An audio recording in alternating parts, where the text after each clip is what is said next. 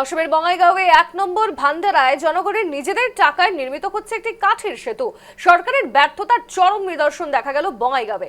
1 নম্বর ভান্ডারা থেকে জামদহা সংযোগকারী বিলের উপর একটি সেতু নির্মাণের জন্য দীর্ঘদিন ধরে জনপ্রতিনিধি এবং বিভাগীয় কর্তৃপক্ষকে অনুরোধ জানানোর পরেও সাধারণ মানুষের কথায় কোনো গুরুত্ব দেওয়া হয়নি।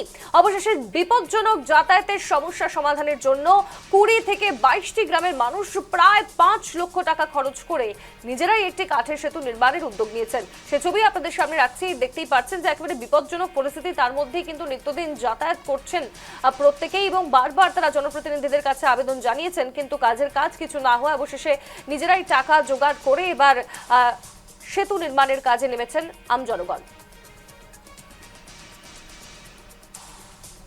বর্তমান ধরেন এর আগে আসছিল বাতেন খন্দকার এমএলএ, কেউ তো কোনোদিন আমাদের এই জায়গায় দলম টলম করে দেয় নাই।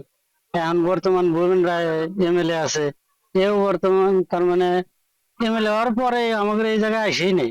আমাদের আর উপায় নাই, আমরা উপায় না পাই 5,000, 10,000, 3,000, 2,000, 100 যে যেরকম পারতেছে দিতেছে, দিয়ে আমরা মোটামুটি ধরেন 6 লাখ টাকা, 5 থেকে 6 লাখ টাকা আমাদের বাজেটে আমরা এই কামটা করতেছি, রাজ্য থেকে করতেছি। এনে কোনো এমএলএ মন্ত্রী মিনিস্টারের কোনো সহযোগিতা নাই। যা কিছু করতেছি পাবলিক গরিব দুঃখী মানুষের কাছে পয়সা পাতি নিয়ে। আমাদের এই জায়গাটা সরকারি কোনো চাকরি বাকরিও নাই, সব কৃষক লোক, গরিব মানুষ, দুঃখী মানুষ।